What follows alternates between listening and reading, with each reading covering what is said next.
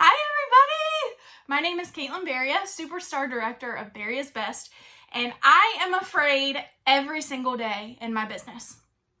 I'm afraid right now as I'm recording this video to send out to all of you. So can you imagine just how afraid I would have been if I actually had to stand in front of you this weekend and speak to all of you about fear?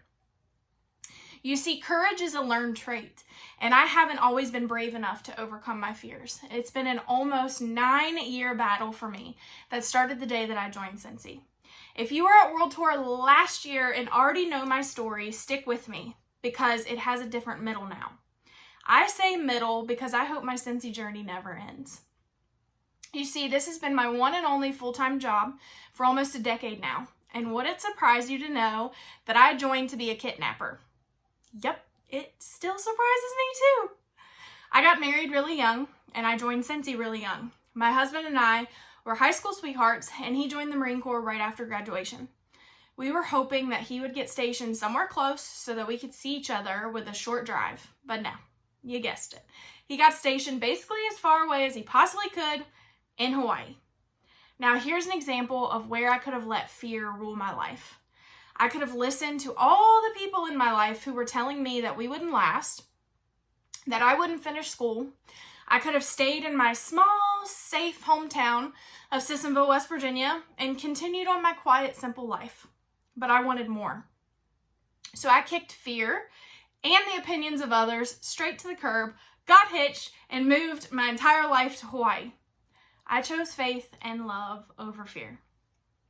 Shortly before my sophomore year of college began, my aunt called me. She knew that I loved candles and all things that smell good. She said, "Hey, I've started this new thing called Scentsy, and I would love for you to host a party for me." Immediately, all of the reasons of why I couldn't started racing through my head. I didn't know anyone. I was about to be busy with school. I could go on and on and on. But I agreed to an online party, and y'all, I was the worst hostess ever. I invited my entire friends list. I didn't interact. I let my aunt do everything, and somehow I still managed to earn rewards. So she called me again that next week, wanting to know what I wanted. I was so oblivious, I just let her pick my rewards too. But long story short, obviously I fell in love with the product. I threw out all of my non-Scentsy stuff and was officially hooked. So my aunt did what any good consultant would do, and she called me again that next week to ask if I would join her team. Obviously, I said, "Okay, what's in it for me?" She hook, line, and sinkered me with, "Well, you get another warmer and a bar and a tester of every fragrance that we have." I bought the kit solely for that. Definition of a kidnapper. I took the warmer and bar and testers out of that kit, threw it in a closet, and never planned to touch it again. Until tragedy forced me to move and take action. One of the few friends that I had on the island had been trying to get pregnant for a long time. She suffered through many miscarriages, and she finally had a pregnancy that stuck. I will never forget, we were sitting at dinner one night, and I got a text that she had gone to a 3D ultrasound, and there was something wrong with little Landon's heart. She gave birth to a stillborn and was having trouble with all of the expenses that that type of tragedy brings. My aunt coached me through my sadness, helped me take action. I held an online fundraiser for my friend and ended up making enough money to help pay for some of the funeral and medical expenses. So after that triumph of helping a friend through a tragedy, I became all in with Scentsy. I realized that not only could this business help me, but it would be able to help other people.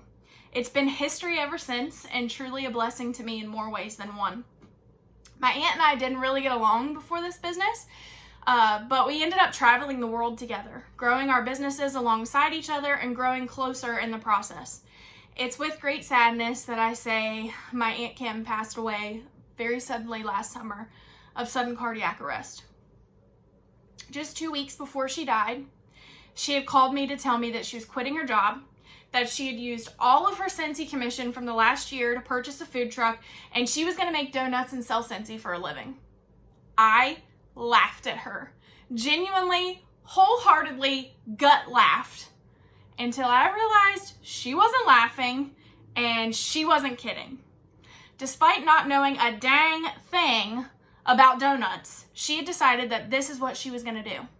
And that, my friends, is a lesson in how you conquer fear. You find a strong and powerful purpose. She was tired. She had worked her whole life. She was ready to retire and do something fun. You put everything that you have behind that strong purpose and powerful purpose, and you go for it.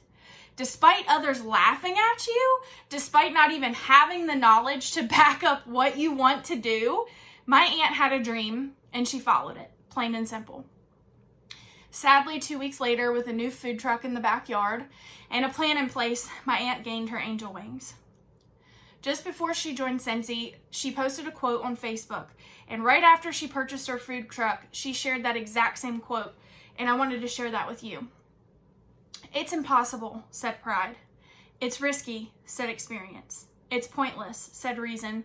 "Give it a try," whispered the heart. My aunt was undoubtedly afraid to just quit a job that she had been working at her entire life. But she put that fear to the side and decided to give her dreams a try.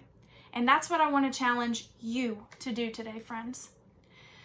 In the months following her passing, I struggled a lot with working Scentsy. Something that usually brought me so much joy only reminded me of her. It broke my heart to know that we would never go on another Scentsy trip together again. It broke my heart to lose my biggest cheerleader, someone who had become one of my closest friends. I was afraid to do this alone. Now, this might sound like a story of grief, but the older I get, the more I realize that grief and fear are just one and the same. They're dealt with the same way. If you're a crier, it comes with lots of tears. If you shut down in the face of fear, it may look like closing yourself off from the world. And both fear and grief are conquered in the same way: moving. Just doing something. Like Anna says in Frozen 2, just do that next right thing. It's okay to cry. It's okay to be sad in terms of both grief and fear, but don't linger there. Don't stay there. Don't live there. Anna cries it out. She grieves in the movie, but then she finds the courage to focus on the next right thing to do. And that's the first step to overcoming grief or fear. Revisit that strong and powerful purpose, your why. That's what I did when I lost my compass, because my aunt was my compass. Not only in my business, but in life. My why to begin with Scentsy was to help people. It all started with a fundraiser. So I did what I knew to do best and started to raise money in honor of my aunt. We used the funds donated to purchase portable defibrillators, AEDs, for local school sports teams. Doing something positive and purposeful brought back joy to my everyday and back into my Scentsy business. I realized that she would want me to be happy. She would want me to keep killing this Scentsy thing, so I'll live the rest of my days to make her proud. So what is fear at its core? Let's get to know fear a little bit. First off, what are we afraid of? There are so many things that we all fear that it's hard to even pinpoint. But I love the way that Liz Gilbert broke it down in her book, Big Magic. And if you haven't read this, go ahead and grab a copy. But I'm going to go ahead and read to you what she says we're afraid of. You're afraid you have no talent. You're afraid you'll be rejected or criticized or ridiculed or misunderstood or, worst of all, ignored. You're afraid there's no market for your creativity and therefore no point in pursuing it. You're afraid somebody else already did it better. You're afraid everybody else already did it better. You're afraid somebody will steal your ideas, so it's safer to keep them hidden forever in the dark. You're afraid you won't be taken seriously. You're afraid your work isn't politically, emotionally, or artistically important enough to change anyone's life. You're afraid your dreams are embarrassing. You're afraid that someday you'll look back on your creative endeavors as having been a giant waste of time, effort, and money. You're afraid you don't have the right kind of discipline. You're afraid you don't have the right kind of workspace or financial freedom or empty hours in which to focus on invention or exploration. You're afraid you don't have the right kind of training or degree. You're afraid you're too fat. Now, I don't know what this has to do with creativity exactly, but experience has taught me that most of us are afraid we're too fat, so let's just put that on the anxiety list for good measure. You're afraid of being exposed as a hack or a fool or a dilettante or a narcissist. You're afraid of upsetting your family with what you might reveal. You're afraid of what your peers and coworkers will say if you express your personal truth aloud. You're afraid of unleashing your innermost demons, and you really don't want to encounter your innermost demons. You're afraid your best work is behind you. You're afraid you never had any best work to begin with. You're afraid you neglected your creativity for so long that now you can never get it back. You're afraid you're too old to start. You're afraid you're too young to start. You're afraid because something went well in your life once, so obviously nothing can ever go well again. You're afraid because nothing has ever gone well in your life, so why bother trying? You're afraid of being a one-hit wonder. You're afraid of being a no-hit wonder. Listen, I don't have all day here, so I'm not going to keep listing fears. It's a bottomless list, anyhow, and a depressing one. I'll just wrap up my summary this way. Scary, scary, scary. Everything is just so scary. Fear can mean two things, friends. Forget everything and run, or face everything and rise. Truly, the only way that we can overcome fear is by facing the things we're afraid of head on. Everyone is afraid. And if they tell you they're not, they're lying. Please understand that the only reason that I can sit here and preach to you about fear is because I know fear intimately. Even as a superstar director, even as a top incentive earner, I attribute so much of my success to overcoming my fears and what it has helped me to accomplish. Fear never goes away, and it shouldn't. Even if you feel like you have accomplished the peak of what you want to accomplish, fear is still going to arise, even in the weirdest ways. When Harper Lee, author of To Kill a Mockingbird, was asked if she would ever write another book, she responded, "I'm scared. When you're at the top, there's only one way to go." What was Harper Lee afraid of? Possibly just this: she could not outdo Harper Lee. And that is a fear I grapple with every single day. How do I continue to be successful in Scentsy when I've reached the top? How do I keep earning top 100 trips? I am my biggest competition. And those fears of seeing my success slip through my fingers pop up every single day. That's why it's a little cliche for us to be talking about overcoming fears, because it insinuates that we will overpower that emotion and lock it in a box to where it won't ever bother us again. But it's all about not letting that fear overcome or overpower you. Living with fear, inviting it in, allowing it to stay, but not letting it control your every move. That is what overcoming your fear looks like. Now, I don't know if any of you have seen the new Netflix show Lock and Key. If you're under quarantine, go ahead and watch that one. It's really good. The director's Stephen King's son, so it's a little weird, a little nerdy, but I loved it. Slight spoiler alert, one of the main characters goes inside her head, drags out her fear, murders it, and buries it. So she doesn't have fear anymore. It's all fine and dandy at first. Everything's going great until she gets reckless. She starts doing things that her fear normally wouldn't allow her to do, like bringing her friends on dangerous trips that almost get them all killed. Fear keeps us in check. You don't want to live without fear, and fear should never, ever, ever go away. But it's all about who you let drive the car. Fear, just like grief, will be in the car, driving along with you on your journey of life every single day. But who do you let drive? Who do you let hold the map? The answer should always be you. Don't let fear or grief hold the reins to your life, or you're never going to go anywhere. You'll either be in park for the rest of your life, or you'll take the same roads, the same paths that are safe, while the life that you've always wanted is waiting on you to take the dang wheel. Fear is a liar. Are you honestly going to let a liar drive the car of your life? I don't think so. It's fear's job to tell us that we're not good enough, that we never will be good enough, that we don't have it in us to even follow our dreams. But what fear doesn't want us to know is that every fear has an underlying truth. You have to be willing to look your own fears in the face and say, this is the lie that fear is telling me, but what is the truth behind it? Fear of failure is one of the most common fears that all of us suffer from. We're so afraid of trying and failing that we just don't try at all. We let fear literally paralyze us, but we need to realize that it's okay to fail.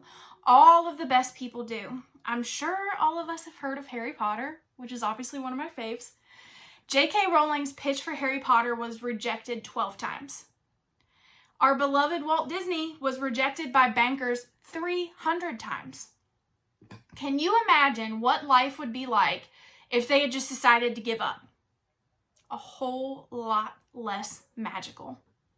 Failure isn't fatal. In fact, it's actually required in order to succeed.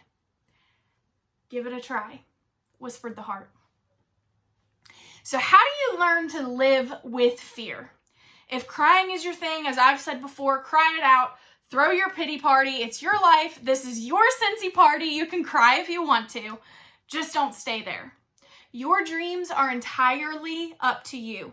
They're never going to be as important to someone else as they are to you, so you have to fight for them. And that means fighting fear every single day. It all comes down to, are you going to be a victim of fear or a victor over fear? Move. Take massive action. It only takes 20 seconds of insane courage, 20 seconds of embarrassing bravery for something great to happen. 5, 4, 3, 2, 1 it, like Mel Robbins says. Count down like you're launching a rocket and just jump into doing the thing that scares you the most. Confidence is a learned trait. Do it afraid and keep doing it afraid. Realize that fear is always going to be present, but that you're going to do it anyway. Live with fear, allow it inside, even acknowledge its presence, but never give fear the power. For J.K. Rowling's 50th birthday, she had a costume party where she asked everyone to come dressed as their worst fears. That is some pretty powerful imagery. Wear your fear, don't let it wear you. Instead of looking at your fear as he who must not be named, start calling that puppy Voldemort. Speak your fears aloud. After all, fear of a name increases fear of a thing itself. Don't let fear define you. Be brave enough to define yourself and declare that intent aloud, as loudly as you call your fear by name. Be deeply rooted in your purpose and stubbornly persistent in the pursuit of your dreams. Arm yourself with a powerful why, and you can conquer any how. Find your tribe. Surround yourself with people that won't let fear drive the car of your life. They'll walk through it all with you. Last year, while I was on my incentive trip to Cancun, my friends decided that they were going to walk out onto the sandbar in the ocean. Now, when I was a kid, I was never afraid of the water. Funny how the older you get, fear just seems to get more real because you know more things. Like the fact that roller coasters can break down and you can die on them, or that there are actual sharks living in that water. I stood on the beach, planted my feet, and said, "Y'all have fun. See you on the other side. I'll call a lifeguard if I see any fins." But my tribe wasn't going to let that happen. They grabbed my hands and my arms, and despite all of my protesting, they held on to me and calmly talked me through my fears as I waded out into the water with them.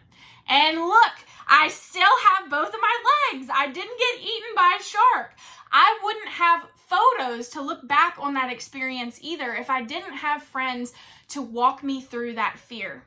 Find people that challenge you. Find friends that say, "Look, I know you're afraid, and that's totally okay, but we're going to walk through this together." Once you take that first step, once you conquer your first fear, even something as small as walking out onto a sandbar in the ocean, you gain confidence. And the confidence that you gain is going to challenge you to face more fears. So after conquering that scary sandbar and all those sharks in Cancun, the next day we went on our Scentsy excursion to zipline. Now, I've been ziplining many times. I will tell you, it doesn't get any less scary, but there was one thing I hadn't done yet. Zipline upside down. Now, don't get me wrong. I was terrified. I was so scared. But the confidence the day before told me that I could do it. And so I did. I ziplined upside down. Let's do some excuse busting really fast. So what are some of the most common fears we are facing or have faced in our Scentsy business? Now, these are just a couple that I wanted to excuse bust with you. There are so many fears, so many things to be afraid of, but I just wanted to show you how to look at these fears and break them down a little bit and see that you can conquer anything. 1, I am afraid to recruit because I don't think I can be a leader. There's fear again, that little liar telling us that we are not good enough. Y'all, this is one of the fears that I struggled with almost immediately after I had that successful fundraiser. I had a high school friend see my success and come to me to join my team, and I tried to get her to join my aunt. I literally said, nope, you can't join me. I don't know anything. I have no idea what I'm doing. Here's my aunt's website. Join her team, not mine. I was terrified. I was not good enough to be somebody's leader. But she joined under me, and we did it as buddies, and we learned together. After that first team member, I gained the confidence to keep going. Ask one of your closest friends to come along on this journey with you.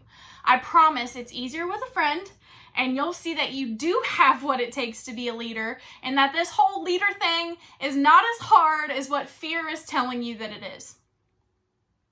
2, forget being a leader. I'm afraid that no one wants to join my team, period. I'm afraid that I can't recruit.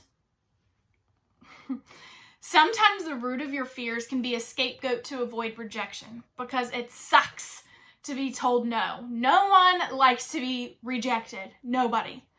No one is born knowing how to get someone to join their team, though. No one is a born recruiter. Everyone in Scentsy starts with a team of 1. We all start at the bottom. If you decide to become a good recruiter, guess what? You can be. Successful people are not lucky. They practice, and they practice a lot. Some tools that you can arm yourself with: create an environment where rejection is minimal. This can come in the way that you ask somebody to join. One of my favorite ways of approaching someone to join my team is offering the host kit for people to take advantage of every time I close a party. Don't be afraid to ask. Don't be afraid to be told no. It's just a given in this business and in life, and we all hear it. But the difference between you and someone who is seeing success is they're not afraid to hear no. They're not afraid of rejection. It's not the end of the road for them. 3, I'm afraid I'm annoying my friends, family, followers. Listen, do you think Kylie Jenner thinks she is annoying her followers when she posts her 563rd lipstick swatch of the day? No! She's too busy making billions of dollars to care. She's sharing a product that she loves and a product that she stands behind. There's a huge difference in sharing a product that you love and shoving sales down people's throats. If the only thing that you're posting or talking about is buy this, yes, you probably are annoying your followers. But I'm here to tell you that it isn't too late in your journey to change that. We all joined Scentsy, hopefully, because we loved the product. It all boils down to sharing versus selling. Share your love for the product. Share how it fits into your life and your family's lives, and the sales will follow. 4, I'm afraid there are too many Scentsy consultants. Again, imagine if Rihanna had decided not to launch her Fenty Beauty makeup line because everyone has a makeup line, or everyone is selling makeup, or the market is flooded. It's just not true. Oversaturation in Scentsy is a lie, and fear is lying to you by saying there isn't a seat at the table or a piece of the pie for you. This is coming from someone, me, who has had multiple consultants on my own street before, living on multiple military bases where there are consultants everywhere, and now living in Texas, arguably the most Scentsy state in the United States. Everything really is bigger in Texas, I tell you. And let me tell you, I was afraid of changing my address when I moved here because I didn't want to compete with all the consultants in my area. But since moving, I have had 3 new customers reach out to me just because of my story on my website. Your story is powerful. Tell it. I am afraid to be seen as the direct sales lady. I'm afraid that if I put myself out there, I'll look like an idiot if I fail. A lot of people try and fail at direct sales. I don't want to be seen as one of them. The truth behind that is, no matter what job you have, no matter what your dreams are, you're always going to have haters. And you're right, plenty of people do try and fail at direct sales, but plenty of people try and fail at a lot of things because they just don't give it their all. You don't have to be one of those people. 6, I'm afraid the success that I have had was a fluke. I'm afraid I can't keep up with the momentum. A lot of you watching this right now are new, and I am so excited for your journey to begin. But I'm here to tell you, your business cannot rely solely on your initial friends, and family in the circle that you have now. Half of you watching this are going to let fear take the wheel when you hear what I'm about to say. You have to constantly be meeting new people. We are in the business of network marketing. If you aren't out there growing your circle, your business will die. But you have so many tools in your backpack to keep the momentum going. Host parties and fundraisers to extend your reach into new circles. Start a referral program so that the customers you have now can lead you to others. Take amazing care of the people that you do have so they don't stray to somebody else. And I'll say it again, your vibe absolutely attracts your tribe. Use who you are to meet new people, and the success that you saw in the beginning will never end. I am afraid I am not a Rihanna, J.K. Rowling, Walt Disney, or Kylie Jenner. Okay, but in terms of Scentsy, I'm afraid that I won't be successful. I can't be like her. You're absolutely right. You're not like her, but you are you, and that is your superpower. There is no one else out there like you. So stop letting fear tell you that you're not magical. One of the tools that you have in your backpack to fight this is authenticity. Be who you are. Own who you are. Don't be afraid to incorporate that into your business. Hopefully, over the course of this video today, you've gotten a look into who I am with all of my nerdy quotes and pop culture references. When I was in high school, being a nerd or being weird alienated me from others, and honestly, if I'm being honest with myself, I was afraid to show that side of me to other people. But Scentsy has taught me to never be afraid of owning who I am. Your vibe attracts your tribe, and by being unapologetically you, your next customers, hosts, and even team members are going to be drawn to you, and I can promise you that. Now, let's go to page 17 in your workbooks. I hope you were already on this page taking notes, but you'll see over here where it says challenge yourself, learn more, influence others, magnify your talents, skills, and accomplishments, and believe you can do it. If you don't know what to put there, I challenge you to do a deep dive into your fears. Seek out the root of your fears, the truth that underlies that fear, because we've all learned today that fear is a liar, and come up with a plan to begin climbing your mountain of fear. Root yourself with purpose and a strong why. Knowledge is power, and knowing what is holding you back is powerful.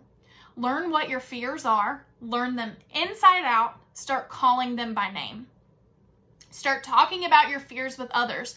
Be vulnerable with your team if you're lucky enough to have one, because if they know that you're afraid, they'll feel more confident knowing that their leaders are afraid too. Buy the book Big Magic or other books on fear. Listen to podcasts on fear and start arming yourself with the tools that you need to conquer them. And believe that you can do it, because you know that you're not alone. You know that everyone is afraid.